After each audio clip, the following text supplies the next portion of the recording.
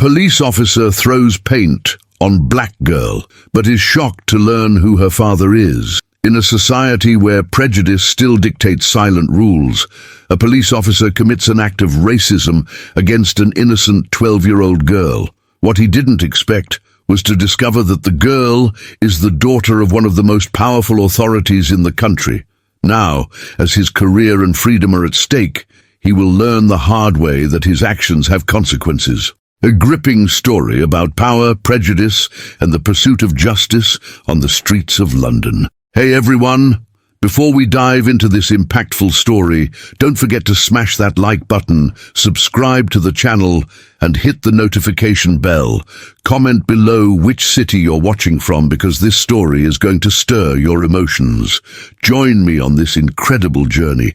On a seemingly ordinary morning in London, Sergeant Richard Meadows, a 15-year veteran known for his exemplary discipline, was on his routine patrol along Oxford Street. His new partner, Constable Thompson, was still trying to adapt to his superior's hard-line approach. Across the street, Sophia, a 12-year-old girl, was walking towards her school, carrying her art project, a canvas representing the diversity of modern Britain. What no one knew was that this day would forever change the fate of all involved. A can of white paint rested in the boot of the police car, left over from a previous incident. Fate sometimes uses the most unlikely tools to reveal what hides behind uniforms and smiles. As Sophia crossed the zebra crossing, a group of hurried business people passed by. Sergeant Meadows observed the scene with his usual critical eye, the same look that had caused problems in the force before, but which were conveniently forgotten in internal reports. The clock struck 7:45 a.m. Sophia adjusted her backpack, holding her canvas even more carefully. It was her most important project of the year, the one that could secure her place in the city's Young Artists program. Her eyes gleamed with pride every time she looked at the vibrant colors she had chosen to represent her people, her history. Constable Thompson checked his watch for the third time in 5 minutes. Something about the sergeant's behavior made him uneasy that morning. Perhaps it was the way he followed certain pedestrians with his gaze, or the low comments he made, thinking no one could hear. Thompson was a rookie, but not naive. He had already noticed patterns in his superior's behavior. The gentle morning breeze carried the distant sound of traffic and the buzz of people starting their day. On the 20th floor of one of the mirrored buildings, a figure observed the movement below, completely unaware of what was about to happen. This person, whose identity would completely change the course of events, still didn't know that in a few minutes they would be called to intervene in a situation that had exploded on the streets below. The paint can rattled silently in the boot of the police car with each movement. A seemingly insignificant object, but one that would become the spark for a series of events that no one could have predicted. What would happen in the next few minutes would not only change lives, but also expose the cracks in a system that had long pretended not to see its own flaws. As the morning light glinted off the glass facades of Oxford Street's shops, no one could have guessed that this ordinary day in the heart of London was about to become extraordinary. The stage was set for a confrontation that would force Britain to look deep into its soul and confront the uncomfortable truths about race, power and justice that lurked beneath its polished surface. Sergeant Richard Meadows hadn't been born cruel. At 45, his history in the Metropolitan Police was a reflection of the environment in which he grew up in East London. The son of a former hardline military man, he learned early on that the world was divided between order and disorder.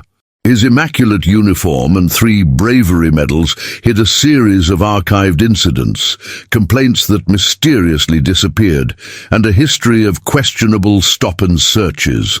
Constable Thompson, 28, represented a new generation in the police force. With a degree in criminology from the University of Manchester before joining the force, he carried ideals of change and social justice.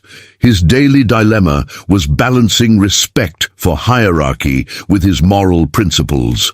That morning, His hands were cold with sweat as he observed his superior's behavior, sensing that something was wrong. Sophia was more than just a talented student. An only child, she lived with her father in a townhouse in Notting Hill.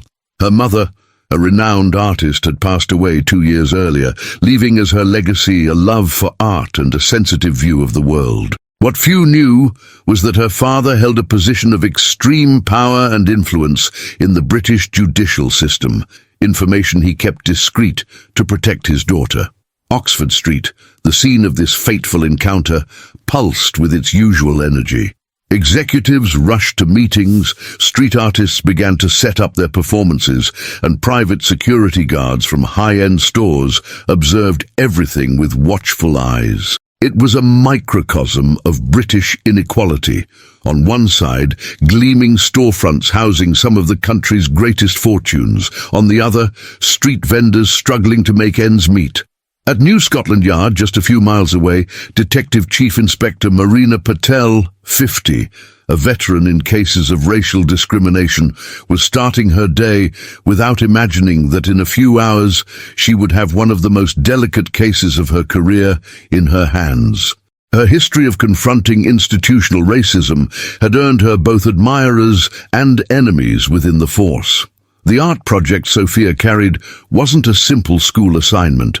The canvas portrayed faces of different ethnicities merging into a vibrant mosaic, a representation of the true face of modern Britain.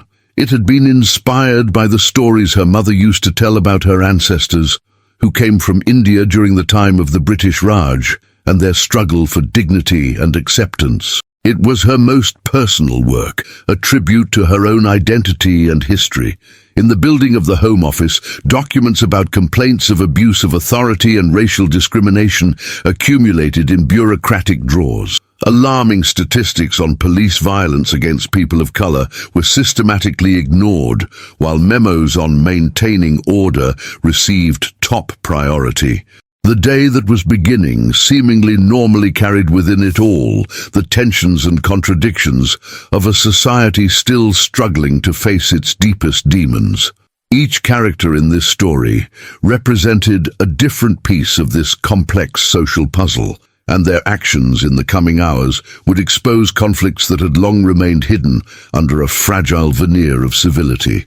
As the morning progressed, the invisible lines that divided London's communities became more apparent.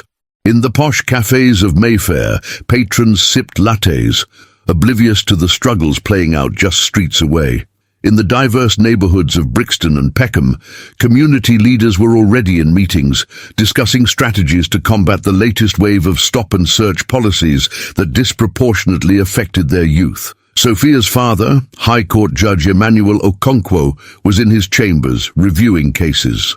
His rise through the ranks of the British legal system had been marked by both exceptional talent and the constant need to prove himself in a world that often viewed him with suspicion due to his Nigerian heritage. Today, he was set to make a landmark ruling on a case involving racial profiling. Little did he know how personal this issue was about to become. Meanwhile, in a small office in the Houses of Parliament, a young MP named Jasmine Kaur was preparing to introduce a bill on police reform. Her passion for justice, ignited by her own experiences growing up in a Sikh family in Bradford, drove her relentless pursuit of change. The events about to unfold on Oxford Street would soon catapult her efforts into the national spotlight. As the clock ticked towards the moment that would change everything, these disparate lives were on a collision course, set to expose the fault lines running deep through British society. The sun was high when Sophia reached the corner of Oxford Street and Regent Street. Her step was light, animated by the prospect of presenting her project at school. Little did she know that her life was about to change drastically. At that exact moment, Sergeant Meadows spotted a young black man running on the opposite pavement. "Thompson, look there! I bet he's running from something," he muttered, already unclasping his holster. Constable Thompson hesitated, noting that the young man was wearing running clothes and headphones. "Sir, he just looks like a jogger," he began to say, but Meadows was already getting out of the police car. The sound of a siren cut through the air, making Sophia turn instinctively. She saw the older officer crossing the street hurriedly while the young man approached. Everything happened in a matter of seconds. Meadows shouted for the runner to stop, but the volume of his headphones prevented the young man from hearing. Irritated by the disobedience, the sergeant drew his taser. Panic instantly set in. People screamed, others pulled out their phones to film.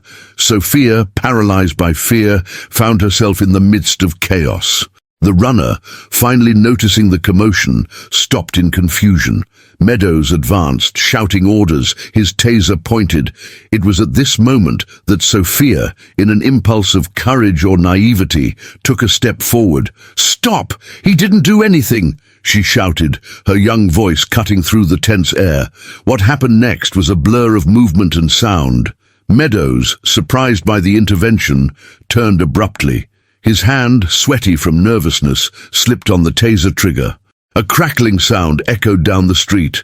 The taser's prongs missed their target, striking the pavement inches from Sophia. The shock made her stumble backwards, dropping her backpack. The canvas, her precious project, fell to the ground. Constable Thompson, who had followed his superior, acted quickly. He positioned himself between Meadows and the civilians, shouting for everyone to calm down. The runner, taking advantage of the confusion, disappeared into the crowd that was forming. Meadows, realizing the grave error he had made, panicked. He saw the girl on the ground, the fallen canvas beside her. In a thoughtless act, trying to erase the evidence of his mistake, he ran to the police car and grabbed the can of white paint. "I'll fix this," he muttered, more to himself than to anyone else. Before Thompson could stop him, Meadows poured the paint over Sophia and her artwork. The white liquid ran down the girl's face, staining her clothes and completely destroying the project she had worked so hard on. The crowd was in shock. Dozens of mobile phones captured the surreal scene. Sophia, covered in paint, looked at the officer in disbelief. Tears mixed with paint on her face, creating white trails on her dark skin. "Sergeant, what have you done?" Thompson shouted, rushing to help Sophia, but it was too late. The image of a black child covered in white paint by a police officer was already going viral on social media. Within minutes, journalists began to arrive at the scene. Meadows, realizing the gravity of the situation, tried to justify himself. "She got in where she shouldn't have. It could have been worse." These words, captured by several videos, would be the final nail in his professional coffin. Amidst the chaos, Sophia finally found her voice. "My father will know about this," she said, her voice trembling with anger and fear. Meadows laughed, sneered. "And who's your father, girl? The King of England?" It was at this moment that a black Range Rover with tinted windows stopped abruptly next to the scene. The back door opened, and a man in an impeccable suit stepped out. His face was known to all who followed political and legal news in the country. "That would be me," said the man, his voice laden with controlled anger. "High Court Judge Emmanuel Okonkwo, and you, officer, have just made a grave mistake." The silence that followed was deafening. Meadows, for the first time, felt the real weight of his actions. Thompson, seeing the situation completely spiral out of control, radioed for immediate backup. Oxford Street, normally a symbol of British commerce and tourism, now became the stage for a confrontation that would expose the deepest wounds of British society. And Sophia, still covered in paint, was at the center of a storm that would change much more than just her life. As the crowd grew and tensions escalated, the incident began to take on a life of its own. Bystanders from diverse backgrounds found themselves united in their shock and outrage. A group of students from the nearby London College of Fashion, recognizing the gravity of the moment, began to live stream the unfolding drama, providing real-time commentary that quickly caught the attention of major news outlets. In the offices of the Guardian newspaper, just a short distance away, editors scrambled to dispatch reporters to the scene. The BBC, alerted by the viral social media posts, interrupted their regular programming to bring live updates from Oxford Street. As police sirens wailed in the distance, signaling the approach of reinforcements, it was clear that this incident was about to become a watershed moment in Britain's ongoing struggle with issues of race, policing, and justice. As the scene on Oxford Street unfolded, several subplots began to form, adding layers of complexity to the already tense situation. At New Scotland Yard, Detective Chief Inspector Marina Patel received an urgent call. It was from an informant within the police's professional standards department. "Ma'am, that dossier on Sergeant Meadows you've been compiling, it's time to use it." Marina felt a chill down her spine. For months, she had been secretly investigating Meadows' actions, collecting evidence of his abuses of authority and racist behavior. Now, it seemed the moment to act had arrived. Simultaneously, in the office of the Mayor of London, an emergency meeting was being convened. The video of Sophia covered in paint had already gone viral, and hashtags like #police brutality and Justice for Sophia were dominating social media. The mayor, in an election year, found himself facing a crisis that could define his political future. In the Home Office, Home Secretary Jonathan Pearce received the news with apprehension. He knew the case would expose the systemic flaws he had been trying to sweep under the rug for years. His phone wouldn't stop ringing, with calls from politicians, the press, and even international human rights organizations. Meanwhile, Constable Thompson faced his own dilemma. In trying to restrain Meadows, he had secretly recorded part of the incident on his personal mobile phone. Now he found himself torn between loyalty to the force and what his conscience told him was right. The voice of his mother, a social worker who had long criticized police tactics in minority communities, echoed in his mind.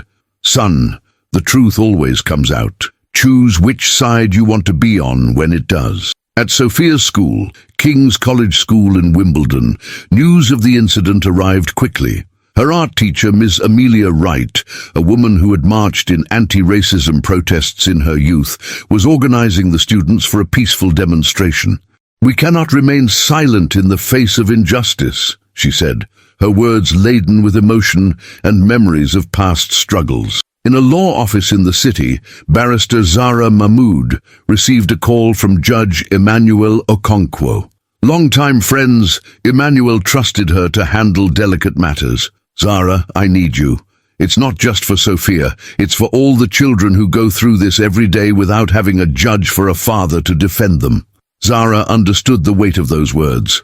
This case could be a turning point in the fight against institutional racism in Britain. At the hospital where Sophia was taken for examination, a nurse named Joy recognized the girl from the videos.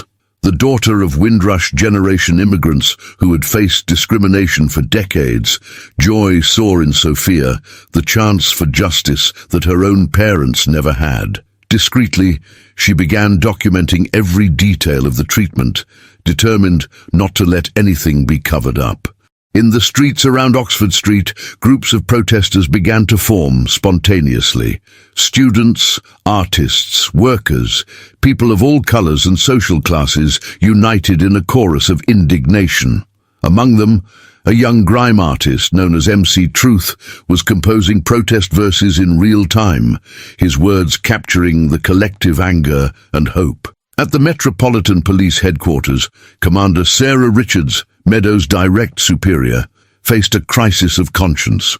For years, she had ignored complaints against the sergeant, prioritizing arrest statistics over ethical conduct. Now, in the face of public scrutiny, she wondered how many other Sophias had suffered in silence due to her negligence. Each of these subplots intertwined, forming a complex web of relationships, motivations, and conflicts. The incident with Sophia was not just about one officer and a girl. It was the catalyst for long-accumulated tensions, the point of convergence of personal stories and social struggles that could no longer be ignored. In Parliament, MP Jasmine Carr saw her police reform bill suddenly thrust into the spotlight. Overnight, her office was inundated with calls from colleagues wanting to co-sponsor the legislation. The incident had created a rare moment of political will for change. As evening approached, it became clear that the events of that day would have repercussions far beyond Oxford Street. A transformation was underway, and no one knew exactly where it would lead. The incident had peeled back the veneer of British society, exposing the raw nerves of race, class and power that lay just beneath the surface. The sun was setting over London when the turning point of this story unfolded, dramatically changing the course of events and the lives of all involved. At the hospital, Sophia was being examined, still in a state of shock. Judge Emmanuel Okonkwo waited in the corridor, alternating between frantic phone calls and moments of deep reflection. It was then that Joy, the nurse, approached him with a grave expression. "Your Honor, there's something you need to see," she said, leading him to a private room. There, Joy revealed photos of marks on Sophia's body, old bruises, subtle scars. "This isn't from today," she explained, her voice trembling. "There are signs of ongoing abuse." The revelation hit Emmanuel like lightning. His daughter, whom he thought he was protecting by keeping his position secret, had been suffering in silence. At that moment, Emmanuel understood that his fight was not just against an isolated incident, but against a system that had failed to protect his own child, and how many others. Meanwhile, at New Scotland Yard, DCI Marina Patel made a shocking discovery. While reviewing the dossier on Sergeant Meadows, she found an unexpected connection. Years ago, Meadows had been investigated for assaulting a community support officer. The case had been buried, but the name of the victim jumped out at Marina. It was Joy's mother, the nurse now caring for Sophia. At the same instant, Constable Thompson was making a crucial decision. After hours of internal agony, he decided to hand over the recording he had made of the incident. But instead of taking it to his superiors, Thompson sought out Barrister Zara Mahmood. "This goes beyond what happened today," Thompson explained, handing over his phone. "There's a pattern here, and I can't stay silent anymore." The recording not only captured the moment of the assault against Sophia, but also included earlier conversations where Meadows openly expressed racist opinions and plans to sort out certain areas of the city. Zara, recognizing the weight of this evidence, immediately contacted Judge Okonkwo. "We have what we need to go beyond a single case," she said. "We can expose the entire system." In the meantime, on the streets, the situation was gaining unexpected proportions. What had begun as spontaneous protests had evolved into a massive demonstration. Led by Ms. Wright and amplified by MC Truth's verses, thousands of people marched towards Westminster. The Mayor of London, seeing the situation spiral out of control, attempted a political maneuver. In a hastily arranged press conference, he announced the immediate suspension of Sergeant Meadows and promised a rigorous investigation. However, his words sounded hollow to the enraged crowd. It was at this moment that Commander Sarah Richards took a surprising stance. Contrary to orders from above, she went public and admitted the force's negligence. "We failed not just today, but for years," she declared, her voice choked with emotion. "It's time for real change." This public admission from a high-ranking officer was the catalyst that no one expected. Suddenly, Sophia's case was no longer about an isolated incident, but had transformed into the symbol of a much larger struggle. Judge Okonkwo, still at the hospital, watched everything on television when Sophia finally woke up. Looking into his daughter's eyes, he made a decision that would change everything. "Sophia," he said softly, "what happened to you is terrible, but it's not unique. There are many other children who go through this every day. Do you want to help me change this?" Sophia, still with traces of paint on her face, nodded with determination. "Yes, Dad, let's change this." At that instant, Emmanuel made an announcement that no one could have predicted. He called for a press conference at the hospital and, with Sophia by his side, declared, "As a father and as a High Court judge, I can no longer remain silent. What happened today is a symptom of a much greater evil. From now on, I will dedicate my position to a complete reform of the criminal justice system and to combating institutional racism in Britain." These words, broadcast live across the country, marked a point of no return. The case that had begun as an act of violence against a girl had transformed into the spark for a social and legal revolution. The repercussions were immediate and intense. Politicians from all spheres were forced to take a stand. Social movements gained unprecedented strength. International media turned their eyes to Britain. As night fell over London, it was clear that a new day was dawning for the country, a day of struggle, of hope, and of transformation. And at the center of it all was Sophia, no longer just a victim, but the living symbol of a long overdue change. The next morning's headlines would not just be about a racist incident, but about a nation forced to confront its deepest biases and failings. The image of Sophia, paint-stained but resolute, standing next to her father as he called for sweeping reforms, became an instant icon of the movement. In the weeks following the incident and Judge Emmanuel Okonkwo's shocking announcement, a series of cascading consequences and reactions shook Britain, prompting profound changes in various spheres of society. In the realm of policing, the repercussions were immediate and intense. Sergeant Meadows was not only suspended, but also indicted for crimes of racism, abuse of authority, and assault. The investigation, led by DCI Marina Patel, quickly expanded, revealing a network of corruption and power abuse that went far beyond a single officer. Commander Sarah Richards, following her courageous public admission, became a central figure in police reform.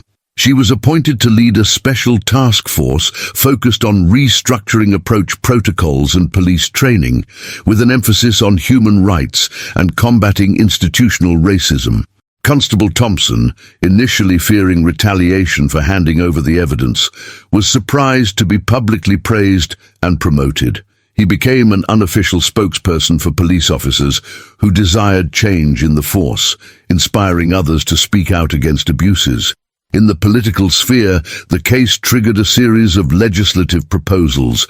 Bills focused on police transparency, mandatory use of body cameras, and revision of stop and search procedures gained priority in Parliament. MP Jasmine Kaur's police reform bill, once considered too radical, now found widespread support across party lines.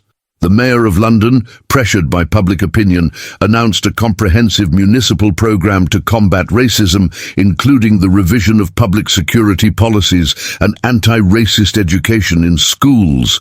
Civil society mobilised in unprecedented ways. Human rights organisations Black Lives Matter UK and anti-racist collectives saw an exponential increase in support and visibility. Peaceful demonstrations continued to occur regularly, keeping the issue in the spotlight and pressing for concrete changes.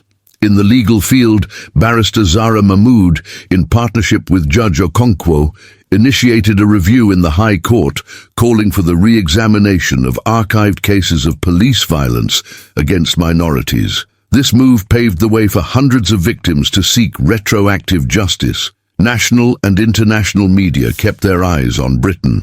Documentaries, special reports, and televised debates explored the roots of structural racism in the country.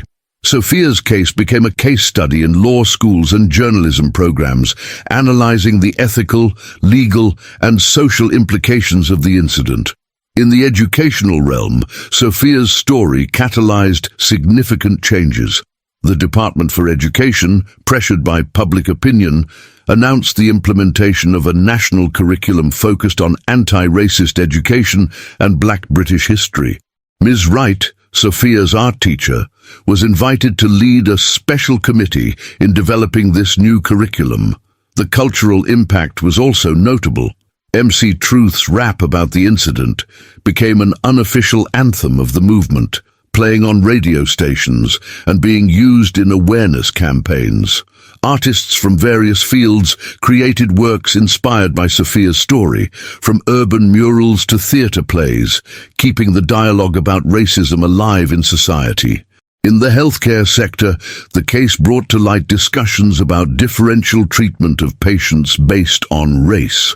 Hospitals and medical schools began to implement mandatory training on unconscious biases and equitable care. For Sophia and her family, the consequences were profound and personal.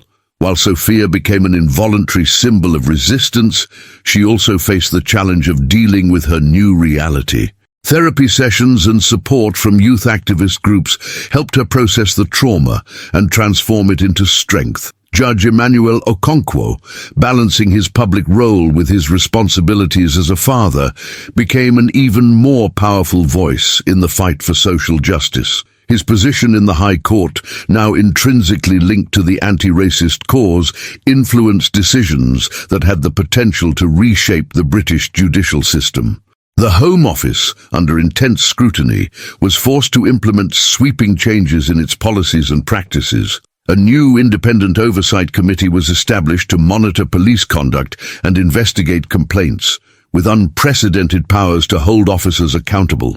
As these waves of change spread, it became clear that the incident on Oxford Street had become a turning point in British history.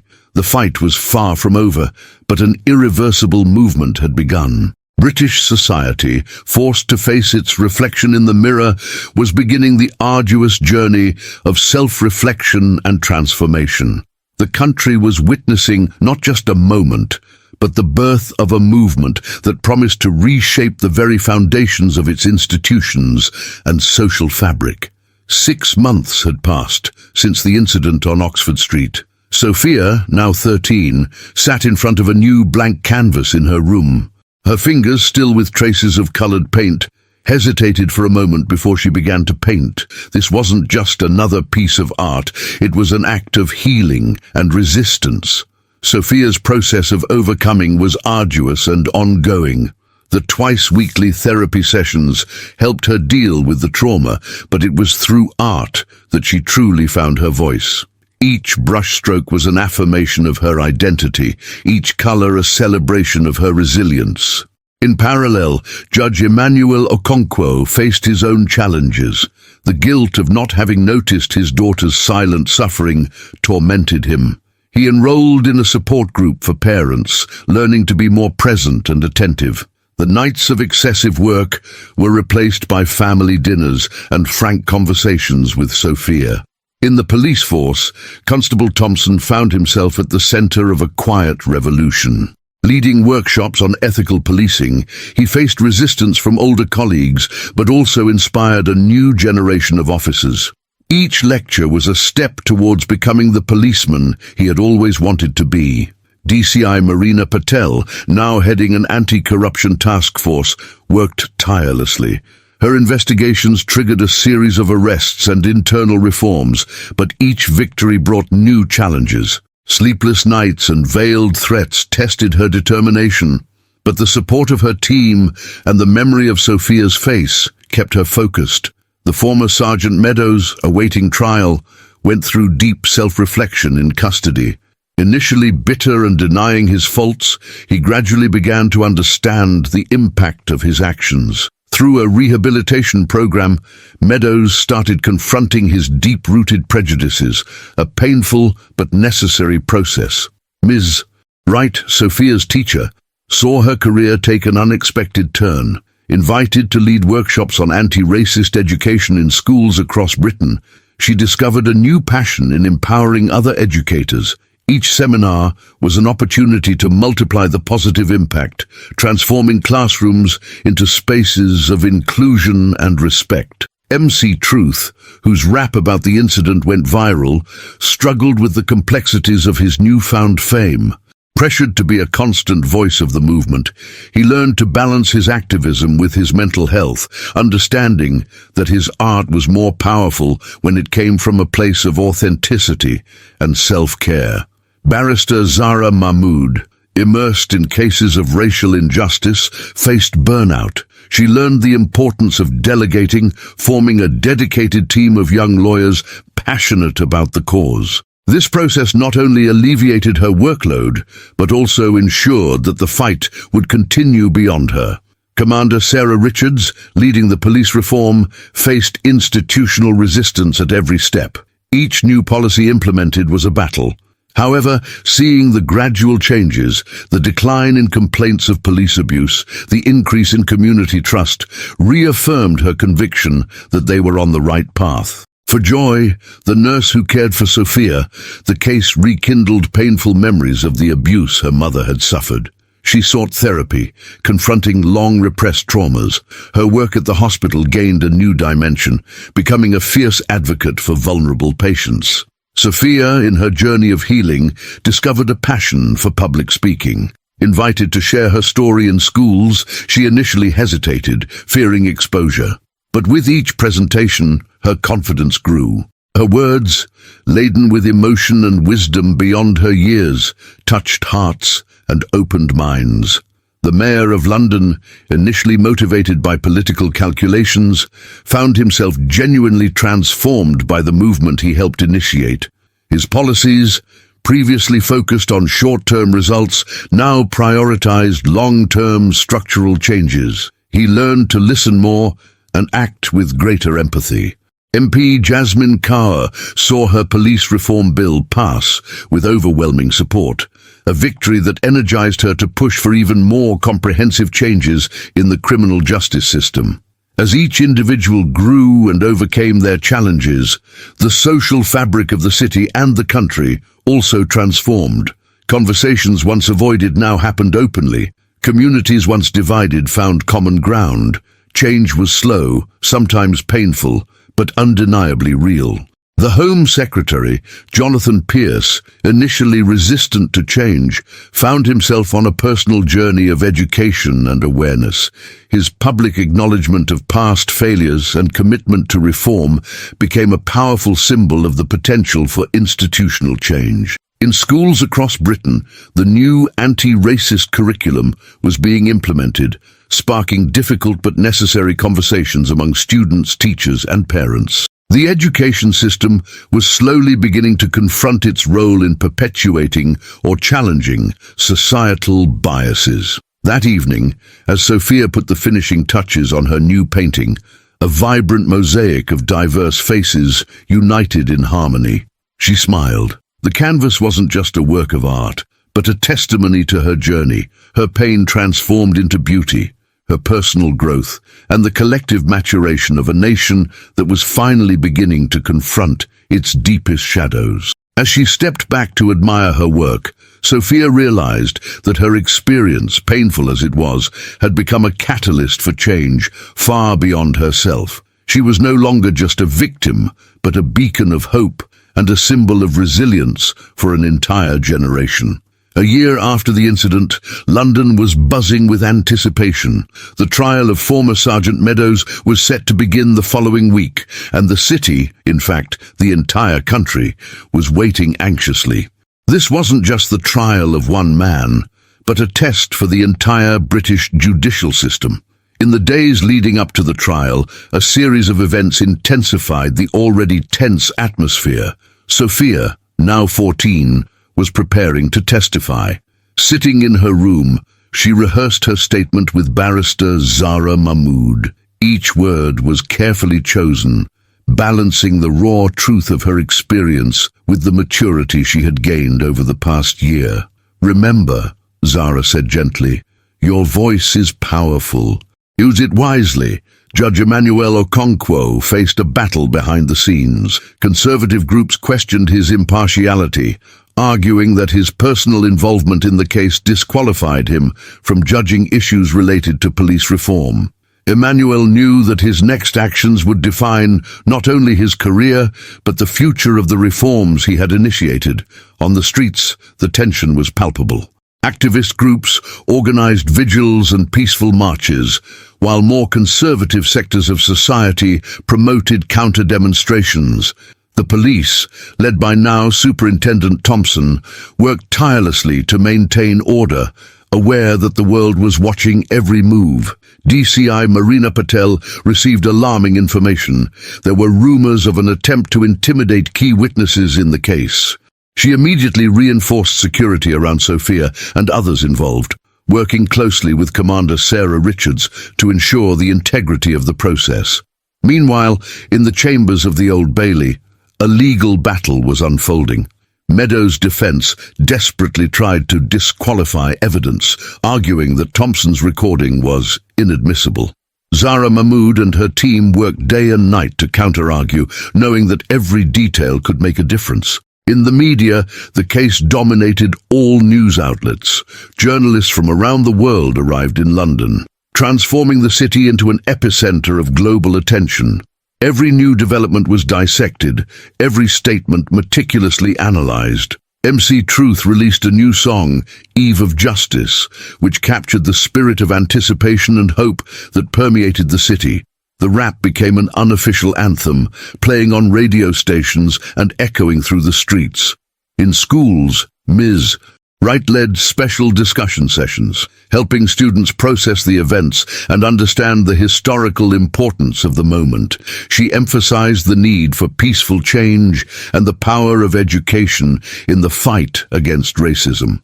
At the hospital where Sophia was treated, Joy organized a support group for victims of police violence. The group grew each week, offering a safe space for healing and empowerment. The former Sergeant Meadows, in his cell, lived his own internal conflicts. The year of forced reflection had changed something in him, but would it be enough? He oscillated between moments of genuine remorse and periods of defensive anger. On the eve of the trial, Sophia surprised everyone with an unexpected gesture. She created a series of paintings depicting her journey, from the moment of the attack to her recovery. The exhibition, set up in the lobby of the courthouse, was a powerful statement of resilience and hope. That night, the city seemed to hold its breath. In homes, on streets, in offices, everyone felt the weight of the historic moment approaching. Meadows' trial wasn't just about an isolated incident, but about decades of racial injustice and abuse of power. As the sun set over London, illuminating the skyline of skyscrapers with shades of orange and purple, there was a shared feeling that the dawn would bring more than just a new day. It would bring the possibility of a new chapter in British history. Sophia, lying in her bed, looked out the window at the city lights. Tomorrow, she would face her aggressor and tell her story to the world. With a mix of nervousness and determination, she whispered to herself, "I'm ready." In Whitehall, emergency meetings were being held late into the night. Government officials grappled with the potential fallout from the trial, aware that its outcome could spark either widespread unrest or a new era of reform. Across London, in community centres, places of worship and homes, people of all backgrounds held vigils and prayer meetings. The collective energy of a nation on the brink of change was palpable. The day of the trial dawned with London in suspense. The Old Bailey, normally a place of silent order, was surrounded by a vibrant crowd. Placards, chants, and the sound of drums echoed through the adjacent streets. Inside the courtroom, the air was heavy with tension. Former Sergeant Meadows, now in civilian clothes, seemed smaller and more vulnerable than in his uniform. His eyes scanned the room, briefly meeting Sophia's, who was seated between her parents, her posture erect, her gaze steady. The judge entered, and a sepulchral silence fell over the room. "The case of the Crown versus Richard Meadows is now in session," he announced, his voice resonating in the chamber. The prosecution, led by a team handpicked by DCI Marina Patel, opened the case with a powerful statement. This is not just the trial of one man, but the trial of a system that has allowed racism and abuse of power to flourish for decades. Meadows' defense countered, arguing that he was a scapegoat for larger systemic problems. "My client is a product of flawed training and outdated policies," the defense lawyer claimed. The most anticipated moment arrived when Sophia was called to testify. Walking to the witness stand, she seemed to embody the courage and hope of an entire generation. "Sophia," the prosecutor began gently, "can you tell us what happened that day on Oxford Street?" Sophia took a deep breath and began her narrative. Her voice, initially trembling, gained strength as she described not just the incident, but also its lasting impact. "That day changed my life," she said, "but it also showed me that I can be stronger than hate and prejudice." But during cross-examination, the defense lawyer tried to undermine Sophia's testimony, suggesting she might be exaggerating due to media influence and activist pressure. It was at this moment that Sophia demonstrated surprising maturity. "Sir," she said, looking directly at the lawyer, "I don't need to exaggerate the truth. The truth alone is strong enough." A murmur of approval ran through the gallery. Superintendent Thompson was the next crucial witness. His recording of the incident was played for the court, Meadows' words painfully echoing through the room. Thompson then described the culture of silence and complicity that had allowed such behaviors to persist for so long. As the trial progressed, witness after witness painted a devastating picture of systemic abuse and institutionalized racism. DCI Marina Patel presented evidence of previous cases involving Meadows, cases that had been covered up or ignored. Then, in a surprising turn, Meadows himself asked to testify.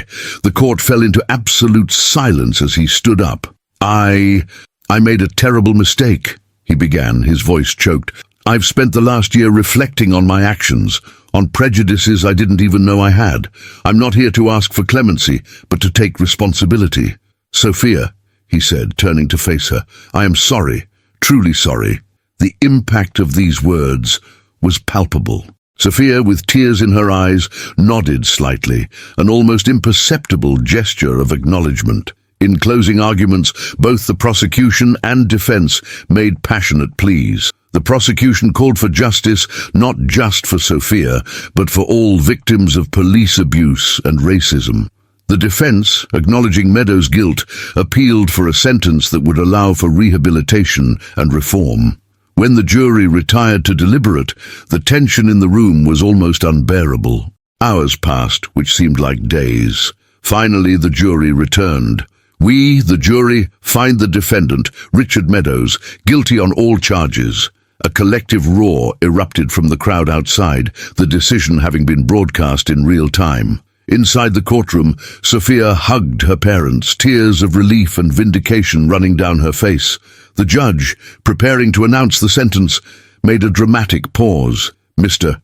Meadows, your actions not only harmed an innocent young woman, but also tarnished the reputation of all good police officers who serve our community. However, your acknowledgement of guilt and willingness to change have not gone unnoticed." He then delivered a sentence that surprised everyone. In addition to prison time, Meadows would be required, after his release, to work in rehabilitation programs for police officers accused of misconduct, using his experience to educate others. As Meadows was led away, he exchanged a final look with Sophia, a look that carried regret, shame, but also a spark of hope for a better future. Outside the courthouse, celebration mixed with a sense of renewed determination. This wasn't the end, but a new beginning in the fight for justice and equality. Sophia, surrounded by reporters, made a final statement that captured the spirit of the moment. "Today, we saw that justice is possible, but our work is far from over. This victory is just the first step in a long journey towards a truly just and equal Britain." As the crowd dispersed and the sun began to set over London, there was a palpable sense that this day had not just concluded a trial, but had opened a new chapter in the nation's ongoing struggle for racial justice and police reform. In the weeks following the historic trial, Britain experienced an unprecedented wave of changes. Sophia's case had become a catalyst for profound transformation in British society. In the legislative realm, a series of laws were passed in record time. Parliament, pressured by public opinion, approved the Sophia's Law, a comprehensive package of police reforms that included mandatory human rights training, the use of body cameras, and the creation of an independent body to investigate cases of police misconduct. The education system also underwent a revolution. The Department for Education, in partnership with historians and activists, implemented a new national curriculum that emphasized Black British history and anti-racist education. Ms. Wright, Sophia's former teacher, was appointed chief consultant for this project. On the streets, the atmosphere was one of hope and vigilance. Peaceful demonstrations continued, no longer in protest, but in celebration, and as a reminder of the need to maintain momentum.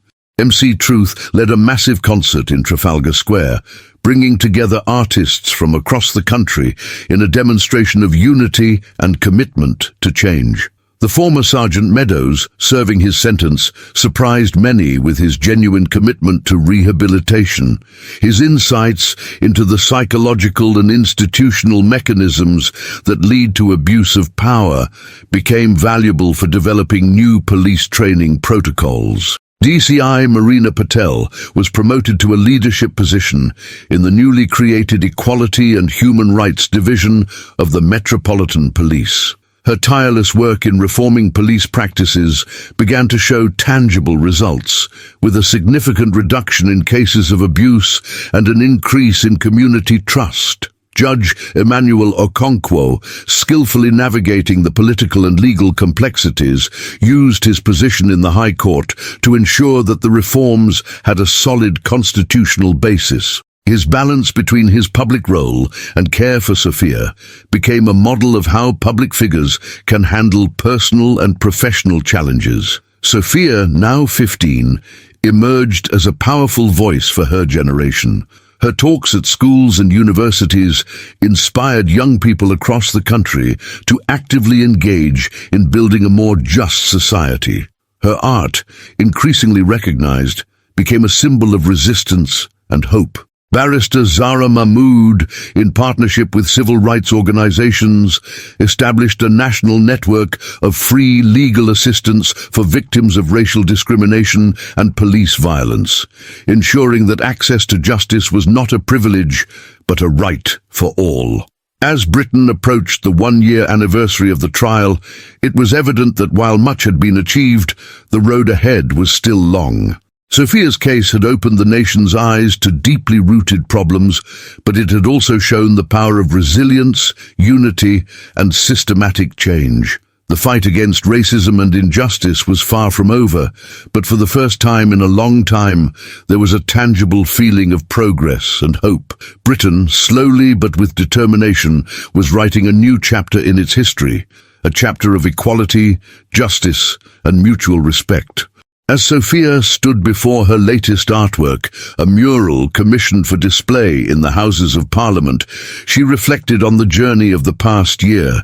The painting, a vivid depiction of diverse hands joining together to form the shape of the British Isles, symbolized the new Britain she and so many others were working to create.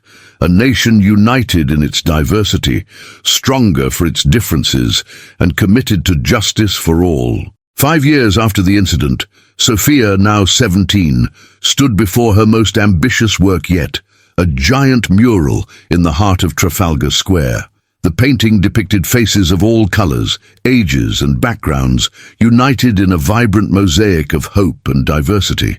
Beside her, the former Sergeant Meadows, now an activist for police reform, observed in silence. Their gazes met, laden with mutual understanding about the long road they had traveled. As the crowd gathered for the unveiling, Sophia smiled. Britain still had a long way to go, but each brushstroke was a step towards a more just future. All right, folks, if you've made it this far, you're truly amazing.